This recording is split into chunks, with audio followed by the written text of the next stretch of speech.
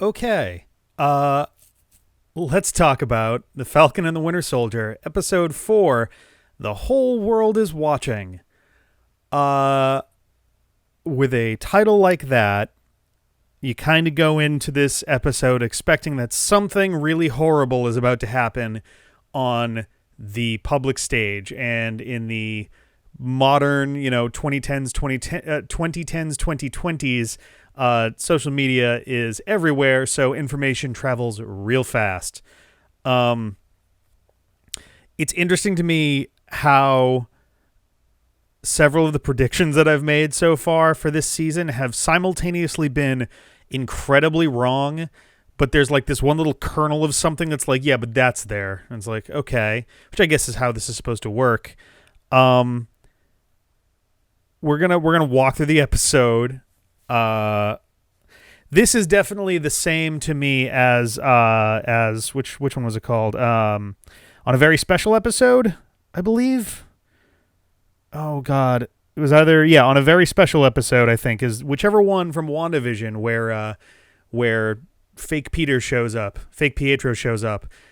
This is very much the line for this show as far as like if you haven't watched, like people who have watched this show up to this point and people who have not watched the show up to this point kind of can't really discuss the show freely anymore.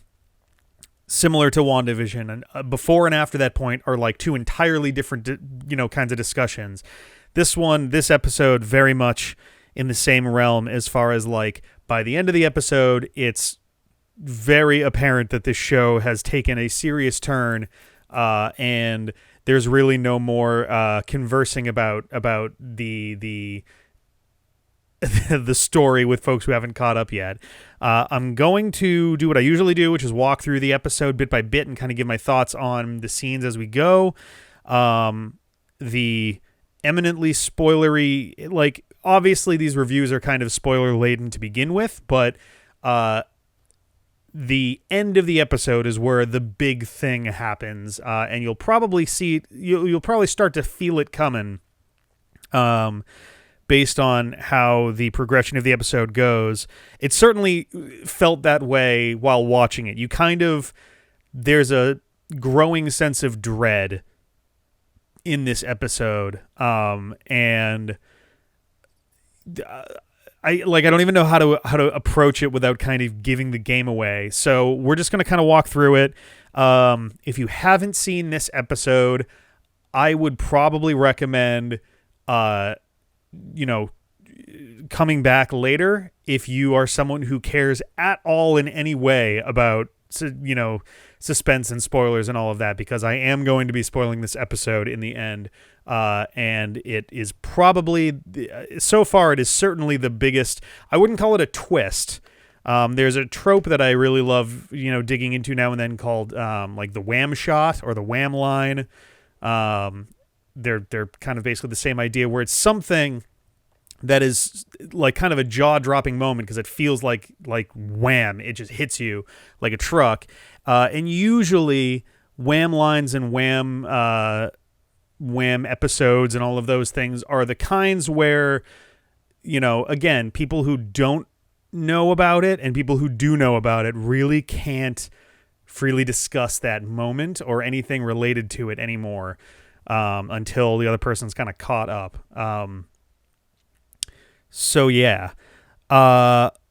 The start of the episode, we actually kind of open up with a quick glimpse into the past. Actually, I think it said 6 years ago, which would have been 2018. Right around the very end of Bucky's time in Wakanda, where he became the White Wolf, or became known as the White Wolf, I suppose. And him and I think her name is Io, or Ayo, Ayo is how it's spelled. How her name is spelled. She is one of the Dora Milaje. I think she was actually in the movie Civil War. I don't know if she was in Black Panther. The only reason I know her name is because, that's how she is credited in a couple spots. I don't think they actually say it in the episodes. But she is like bringing him to the end of his journey to rehabilitate himself from being the Winter Soldier. They're at like a campfire miles away from Wakanda proper.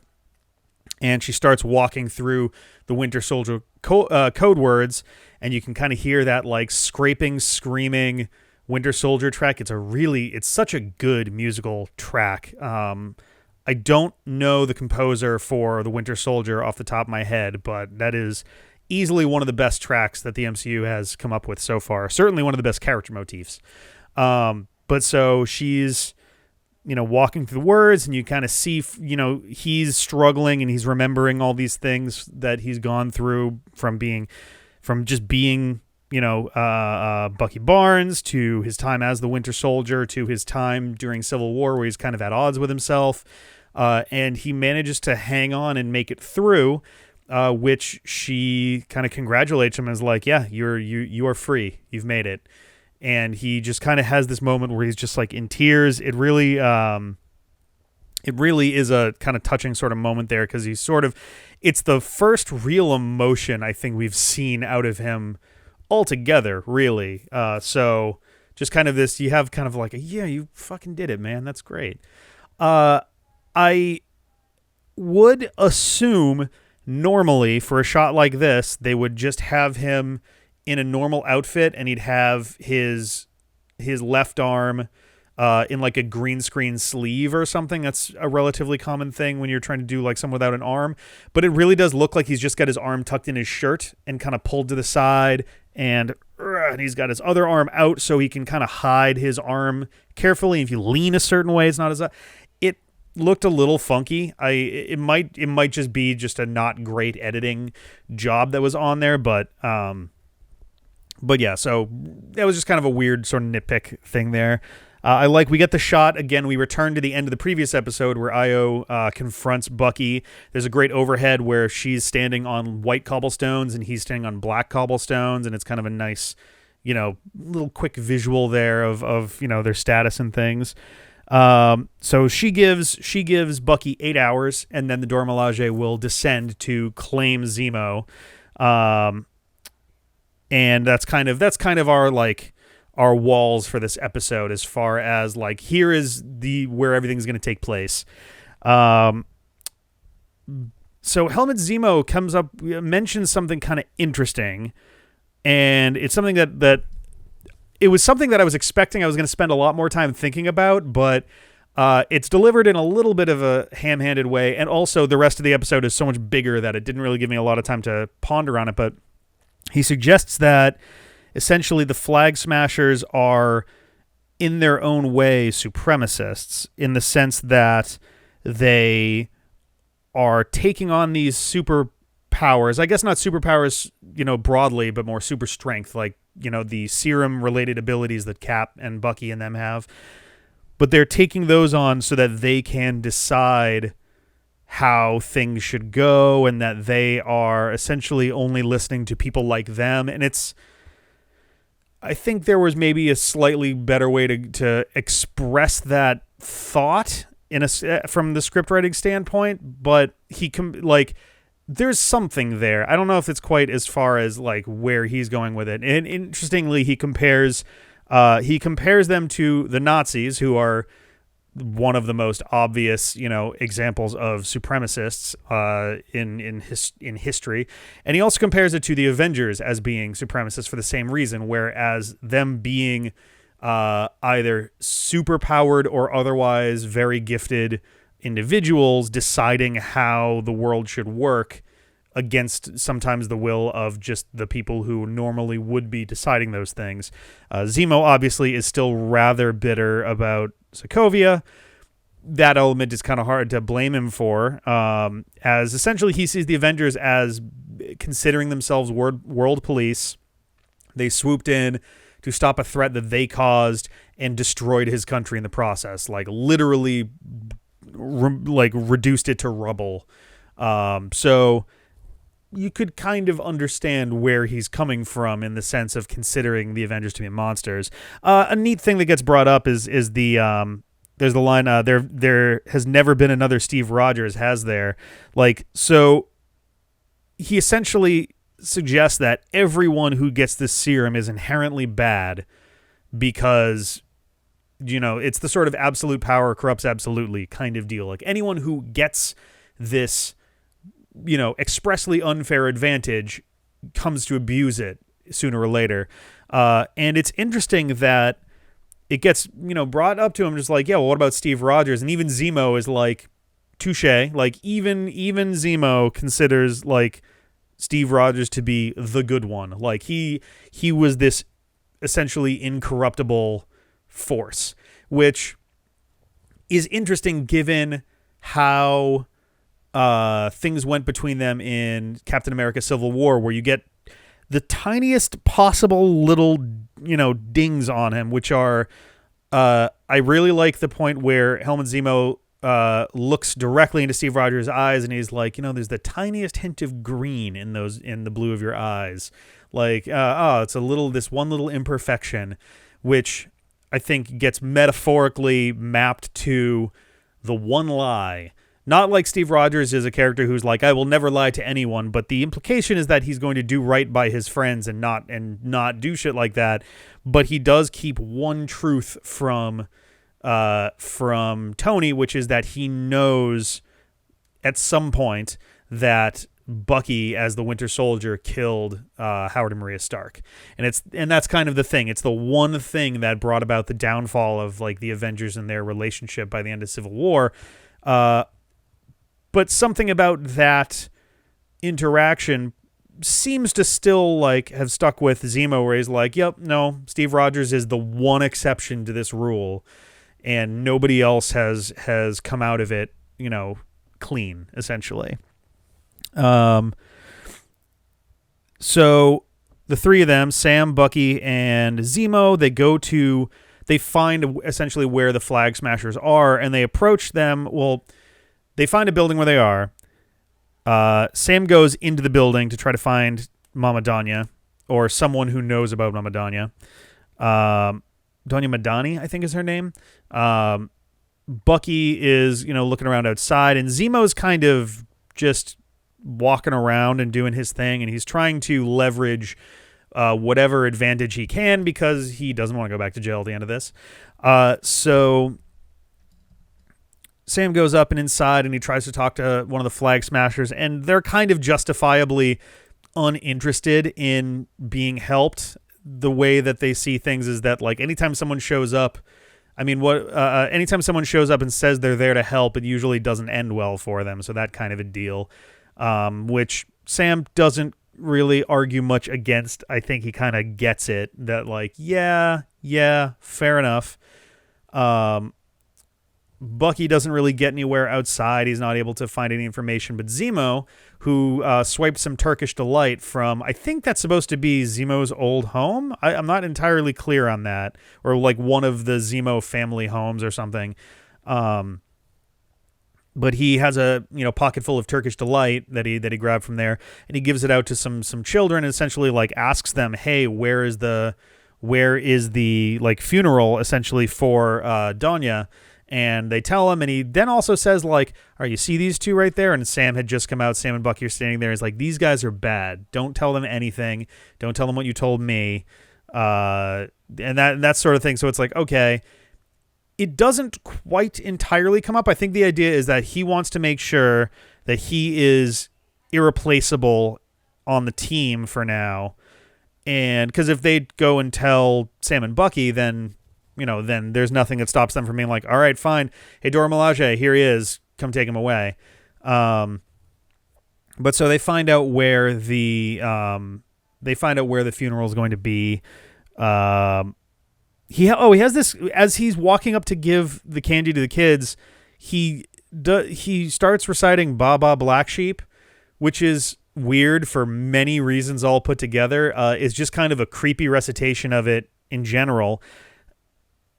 Not to mention, he's not doing it loudly enough that the kids, because at the start of the scene when this is happening, they're probably like 50 feet away. They're like playing in like an open street, like an open kind of courtyardy sort of area between. I guess it's sort of a wide alley, really.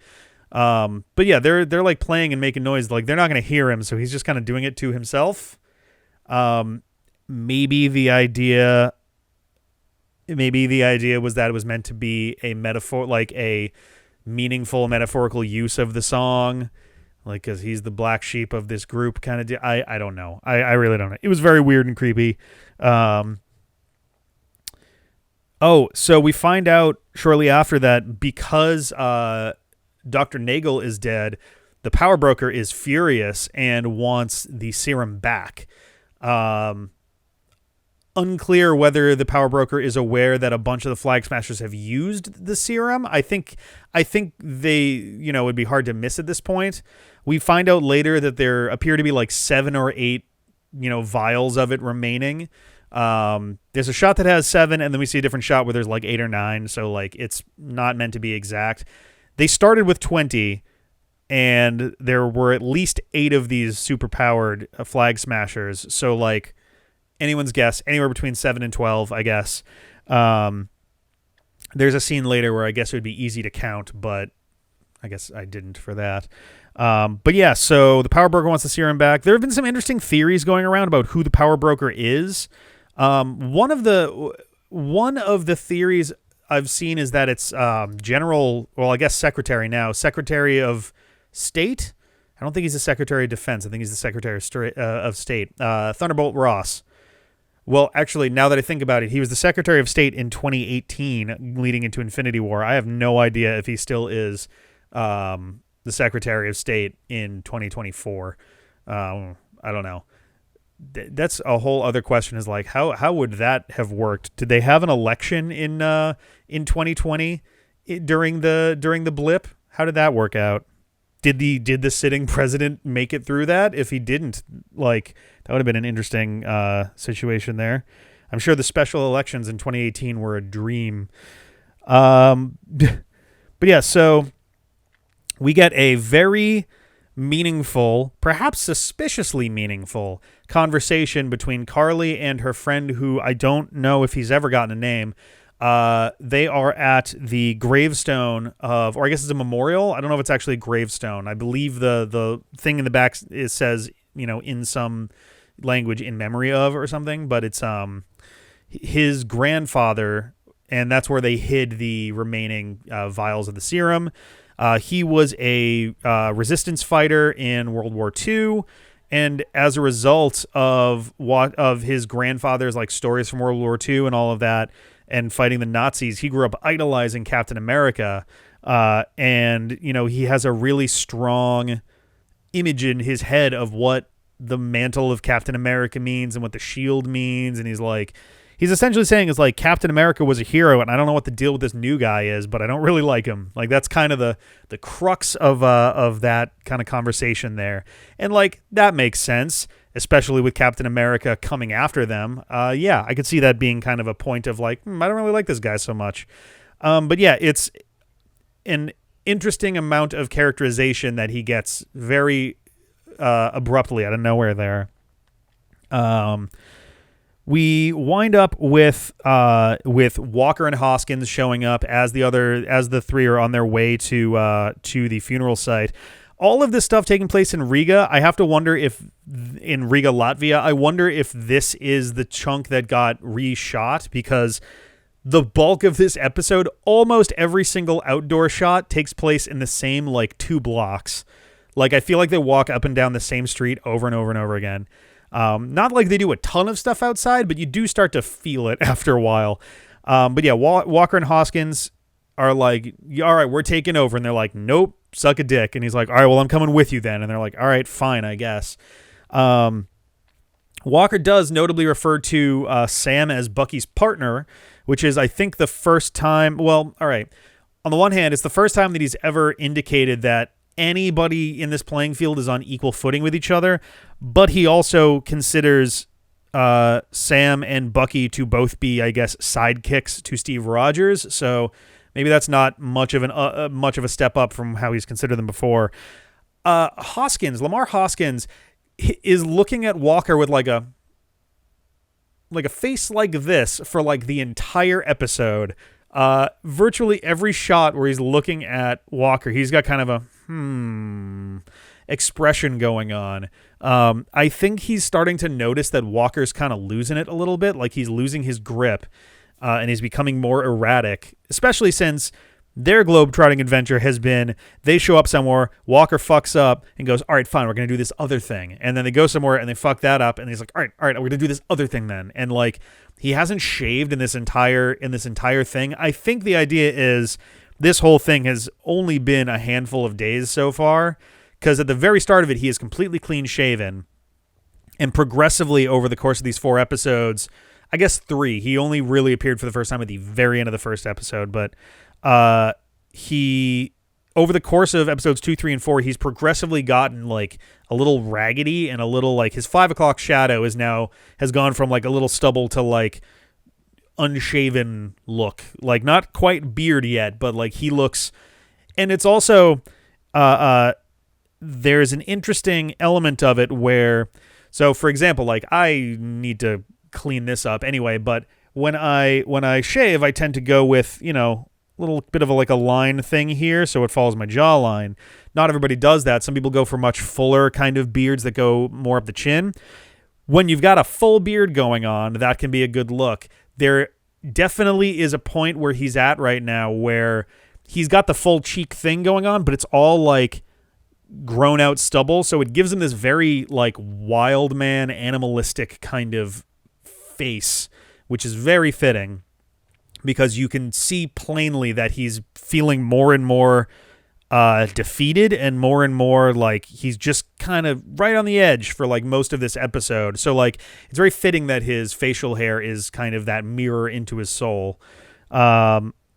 So they all wind up going to the funeral for Danya, but Sam is like, I'm going in, nobody else is coming with me, and that's how it's going to be. And so Walker's like, you have 10 minutes, as he's like handcuffing Zemo to like a boiler. Like they appear to be in like an old brewery, like an old abandoned brewery.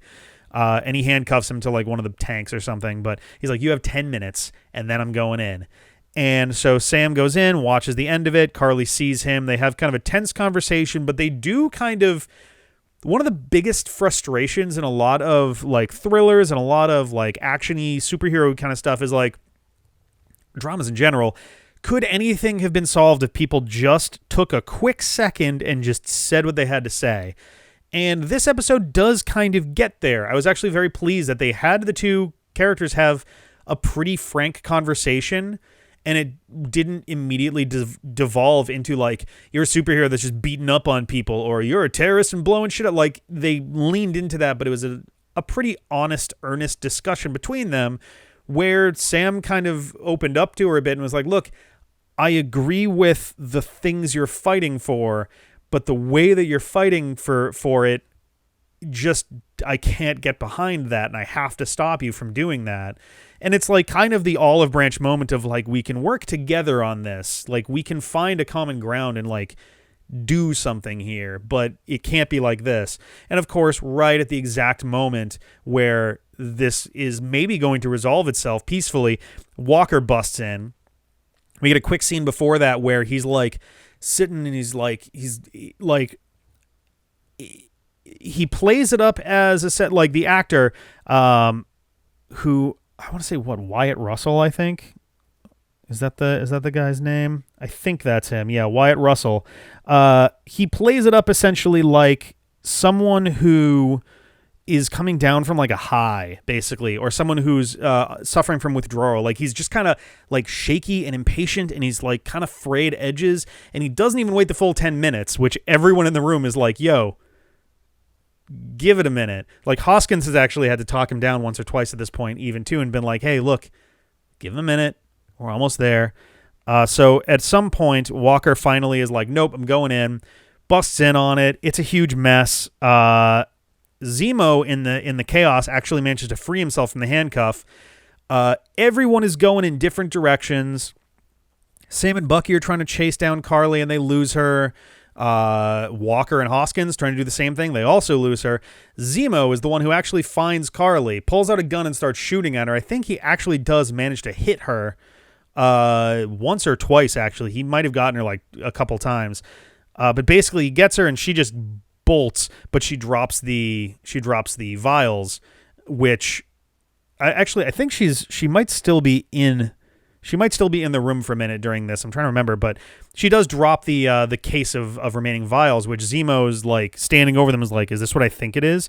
And you see for a moment, like he picks one up, and the thing they're going for is with the shot is like, oh fuck, is Zemo gonna take a superhero serum? Is he gonna take the super soldier serum and like become one of these supers himself, where he's like he's gonna take down all the rest? And it's like, I feel like if you follow the character enough, like it's not even all that subtle of a thing. It's like there's no fucking way that he's going to inject himself with this. This is what his character is fundamentally opposed to. There's no chance that he's going to go along with it. So he takes it, smashes it on the ground, and starts stomping out the vials one by one by one. And as he gets the last one, Walker shows up and throws the shield and nails Zemo right in the temple, knocking him out. Gonna call bullshit on that for a second, because there is absolutely no universe in which a character takes a full force blow, especially from someone who's kind of unhinged like Walker has become, a full force blow from the Captain America shield to perhaps the weakest spot, the weakest structural spot on the human head, taking it full force and not instantly dying. There's no chance that anyone would ever live through that. But sure, he lived through it, I guess. He gets knocked out, and Walker's kind of surveying the damage. Karli got away, and he looks around and he finds that there's one more vial off on the side that Zemo missed. And he picks it up, and he's looking at it, and you're just like, oh shit, oh shit, oh shit. He's got a serum now. Like, goddamn. He winds up slipping it into his pocket. A little snack for later. But yeah, Bucky at one point is talking about how he's like, he knows that Walker is crazy, like that he's lost his mind. He's like, I'm crazy. I know crazy. He's crazy, and we can't trust him anymore. Hoskins gives him more side eye as stuff is going on. They wind up going back to their kind of base, essentially, which I think, again, is Zemo's family home or something. And the Dora Milaje show up because they're like, time's up, we're taking Zemo. Walker tries to stand in the way of this and is very ineffectively just like, John Walker, Captain America. Okay. And like, they're not taking a shit, and he very stupidly tries to kind of condescend to them, and they absolutely fucking wreck him, like to the point where at the start of it is just Walker fighting, and Sam and Bucky are just kind of sitting there going like, you're doing great, bud, good job, yeah, which I thought was hilarious. Hoskins winds up joining into the fight, doesn't go well. Eventually Sam and Bucky do join the fight, if only because now the Dora Milaje are actively going for kill shots. Like, they are taking their spears and going like right up to their face with it. And it's like, okay, nope, can't be doing that. None of that. So now it's Sam and Bucky fighting Dora Milaje, trying to keep them from killing Walker and Hoskins. They do manage to successfully, prevent that from happening. But unfortunately, they wind up looking and seeing that Zemo is gone, and in the bathroom there's like a sewer cover that's been removed, and he's dropped down into there. So we still got 2 episodes left. I'd be shocked if Zemo is actually fully gone, but I don't know. It's interesting to me that that he did make his little whoop, I'm out of here like moment there.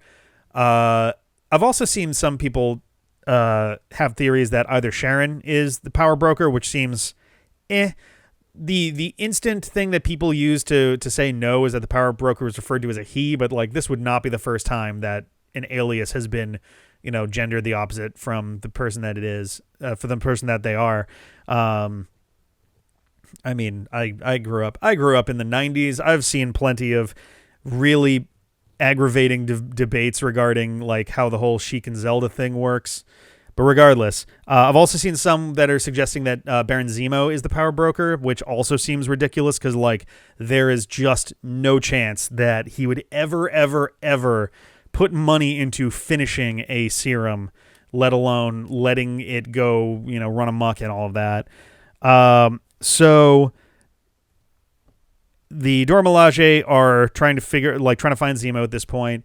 Walker and Hoskins go to like some gastropub cafe thing, and they're kind of having a moment talking about the serum, which actually mirrors what there was an earlier point in the episode where Sam, Bucky, and Zemo talk about the serum, and like Bucky basically asked Sam, was like, hey, did they offer you the serum? And he was like, no. Or actually, no, Zemo, I think, is the one who asked. He's like, did they offer you the serum? And he said, no.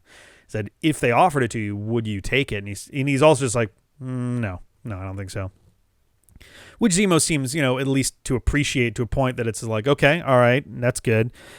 Walker and Hoskins have the same conversation, essentially, where Walker's just like, would you take the serum if they gave it to you? And Hoskins is like, abso-fucking-lutely, in a heartbeat, I would take it. And Walker, in like his one moment of restraint this entire season, is like, I mean, you've heard about the side effects, right? Like, you've heard what it can do to people. And he's just kind of like, essentially the response is like, yeah, but it'd still be useful. And it's like, oh, okay, all right. So this is where we're going with this.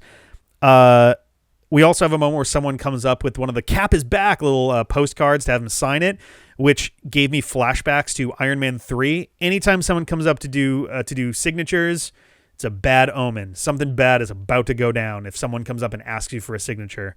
Hoskins talks about how he's even figured out like a Battlestar logo to go with his signature, which I would love to see. Another really good point that's made, Hoskins is talking about how like there's no man better for the Captain America gig than you. It's like you got 3 medals of honor, and Walker kind of comes back with like, yeah, great, 3 reminders of the worst day of my life. It's like, that's a very good point. Like, it's obviously, meant to commemorate a sort of appreciation for doing, ostensibly heroic deeds in order to save lives, but it's also never not going to remind you of the things that you had to do to earn those. So that's an interesting dichotomy to kind of point out there. Also kind of acknowledges that he's sort of looking at things from a very negative standpoint. Like, he's kind of got a very pessimistic outlook on things. I'm not saying that it's not correct in this case. Like, I could definitely see that as being like how that works in this specific circumstance, but it does sort of highlight that he has a kind of a negative outlook on a lot of this stuff. So we get to a point where Carly has gotten a hold of Sarah's phone number, Sam's sister Sarah, which I don't remember how that actually happened. I don't remember how that happened. I don't actually know if they explained it. I feel like there was one line that got mentioned like last episode that kind of explained it, but she calls Sarah and is basically like, I'm going to give you coordinates. You're going to give them to Sam. And she's like, why are you going through me? And her response is basically, so that he knows that I'm serious. And she pretty blatantly threatens Sarah and her 2 sons, AJ and Cass. And so she gets that information to Sam. They find her very quickly. And he's just like, what the fuck was that all about? And she's like, I had no intention to hurt them. I just wanted you to know that I meant business and that we needed to talk, which is kind of appreciated in the sense that it's like, sure, maybe she didn't intend to do any of the things she threatened, but at the same time, you got to know how someone's going to react to something like that. So while they're having their discussion, Walker arrives at the Flag Smashers hideout. Like, he finds the actual location. Sam and Bucky are alerted by Sharon of the location. So the 2 of them and Carly all race off to the location because it's like, fuck, all right, this discussion was meant to kind of like distract from all of that stuff so that they could get out of there. So Walker and Hoskins go there, and the way they enter is very reminiscent of the first Avenger, where they kind of kick a door in and he's like behind the shield while he's, doing his thing like this.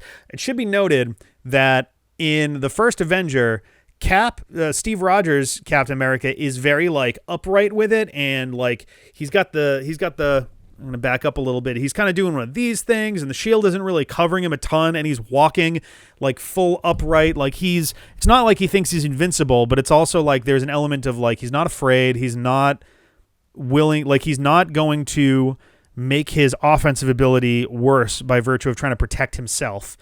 Whereas John Walker, on the other hand, is like hiding, is like full on like, and maybe the idea is tactical warfare obviously has changed a lot in the last 80 years. And, you know, if you've got some kind of shield, you're going to put your body behind it because the mentality of like, yo, if I'm dead, I can't help anybody. It's just very interesting that he's very tightly packed behind this shield. Including like he's like doing the whole thing, like when he's looking upstairs he's doing it too, and it's like it's very interesting how that whole thing's going down. The Flag Smashers suddenly get very stealthy. All of the shots involved here are them like running and hiding and suddenly disappearing and stuff, and it's like, okay, I assumed that they were going to remain like a blunt force, but now they're getting sneaky too, like they're actually successfully they're getting successfully like sneaky and stealthy with it.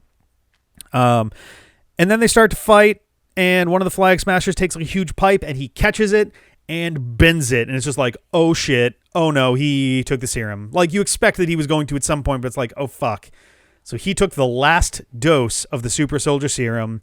And then there's Hoskins gets kidnapped, but he gets himself out. And then there's a point where everybody like convenes in this one open warehousey room, and two of the Flag Smashers get him by the shoulders, get Walker by the shoulders and have him restrained. And so Carly grabs a knife and she's running full speed because she's ready to, boom, right into the chest. And Hoskins manages to just barely get in the way, and like he doesn't take the knife, but he kind of like he just like knocks her to the side so she can't do it. So she just full force punch to the chest, which is bad, and it hurls him into a stone column where he smacks his head good and hard, and then whoom, flump. Like, dude is fucking dead. Like, very dead right away. He might not have lived long enough to hit the column, honestly. Like, I think it was like a like he's just gone. So first we've got, oh fuck, he took the serum. Now it's, oh fuck, Hoskins is dead. And the moment this happens, everybody freaks. Sam and Bucky are like, oh shit. The Flag Smashers are like, oh shit. And Walker's just like staring a million miles forward. He's just kind of like there's a moment of like, oh god, this man could just explode right now and it would make perfect sense. Everybody just fucking scatters. Carly runs, the other Flag Smashers run, Sam and Bucky run because they're like, fuck, we gotta keep it up. We gotta follow these guys, figure out what the hell's going on. And Walker just goes over to Hoskins and he's just like freaks out.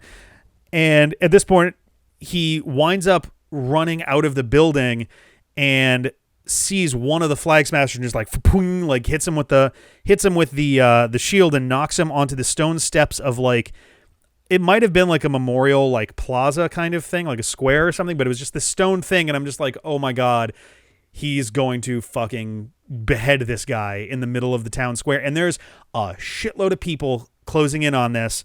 And he just boom, like knocks him against the thing. The guy's laying on the ground. His head is like on a stair because it's just like, oh my god.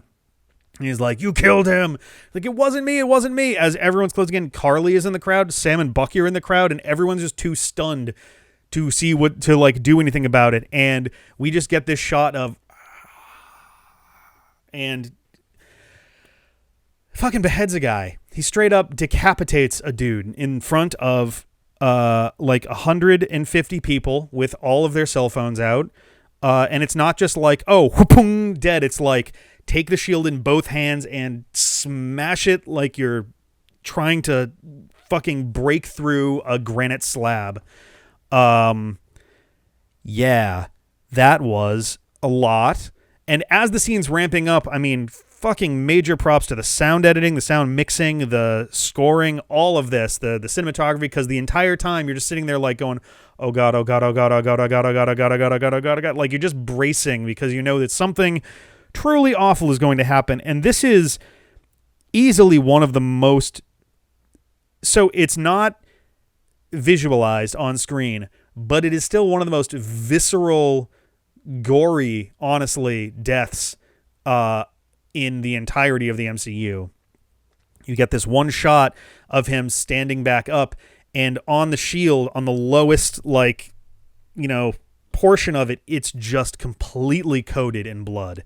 And like viscera too. Like, it's not just blood, there's stuff on there. Like, they probably literally just sat there with a guy from like Disney and Marvel and were like, okay, is this too much blood? Okay, how about with this? Is this too much? All right, how about this? That's still good. All right, how about this? Like, just sitting there, like, what is the maximum amount of gore we can show with this? It is a perfect mirror of the fight between Steve and Tony in Civil War, where he takes the shield in the same way over his head, and Tony is like, now, holy fuck, he's going to just kill me, and he braces for it. Instead, he does it into the arc reactor to disable the suit. Same kind of like lead-in shot for that, which again shows you the clear difference in restraint between Steve Rogers and John Walker. John Walker has none. He is a broken man. You can plainly see over the course of this episode, like, he has his little weird, like, spacey sort of look to him, and he kind of looks like he's not all there anymore. Like, there's something broken inside of him. When the Dora Milaje beat the shit out of him, he's even like, he's sitting on the floor staring off into nothing, and he's just like, they weren't even super soldiers. Like, he just got the fucking shit kicked out of him by normal ass people at this point. And so that's, the thing that ultimately makes him go like, fuck it, I need to take this serum. I need to stop getting my ass kicked by everybody. And as he stands up, he just kind of like, he's just kind of like, it's like a robot that's malfunctioning. Like, he doesn't seem to know what to do with his body at this point. And he's just like, he looks around and he sees all of these cameras and all these people. Karli and Sam and Bucky are rightfully fucking horrified at what they just saw. My expectation is episode 5 is going to feature Sam and Bucky trying desperately to reconvene with Karli to be like, yo, obviously we need to team up to stop this guy because he is now on a warpath and he's going to make sure every single one of you is dead.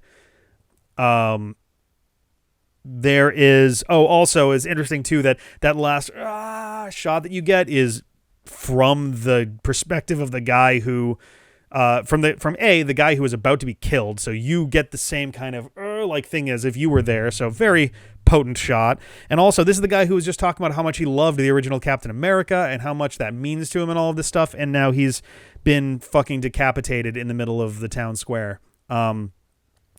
I like watching Mr. Sunday Movies. They're a great channel. Go check them out. They had a review of this episode up where they were coining the term Decapitation America, which I quite like, though I think it works a little better if it's shortened to either Decaptain America or just Decap. We got to get like hashtag Decap. We'll put it right somewhere in there. That was... I expected he was going to kill someone. I expected, like, by the end of the episode, I expected that he was going to kill someone. I figured he was just going to beat the shit out of them until they died. I did not expect something that unhinged and animalistic and just absolutely brutal. I think that everything up until there was potentially salvageable as a character, like in the universe. Like, if he just had a huge mental break, if he punched a guy to death, I think they could have found a way in universe to be like, we need to work on some rehabilitative stuff here, but you can be saved. I think once you get to the point where you tear a man's head off with a blunt instrument, you are beyond saving at that point. I don't know if he's going to die. I want him to die. I want the character John Walker to die at this point because I don't think he's savable. I think he's beyond that. And so, I mean, the earliest prediction that I had about the show was that going with John Walker, they were going to have a major plot point be that he's just not mentally equipped to be Captain America, which has now come true. He clearly isn't. And I don't know where they're going to go with things from here. There's a few plot lines left. Zemo's missing, and the Dora Milaje want him. John Walker is now a murderous psychopath with some serious bloodlust. There's the issue of the Flag Smashers in general, And there's the question of like the power broker and Sharon Carter and what's going on in Madripoor. So we have a lot of different threads that all need to come together. But I really think this episode just knocked it out of the park in a serious way. This was a dense episode, and they got a lot done, and they really brought it home in a big way. I give this episode a 9. It's so close to perfect, in my opinion. It's easily right up there with the very special episode of WandaVision, as far as like, this is among the best that they've put together so far, for sure. I thought all the acting was dead on. I thought the moments they wanted to stick with you really stuck with you, because after this episode, the only thing I could think about I watched this episode yesterday, pretty much for a solid 24 hours. The only thing that my brain could focus on from the episode until I reread this, like my notes on it, was like, yeah, dude fucking took a guy's head off. He just took his fucking head right off in front of everybody.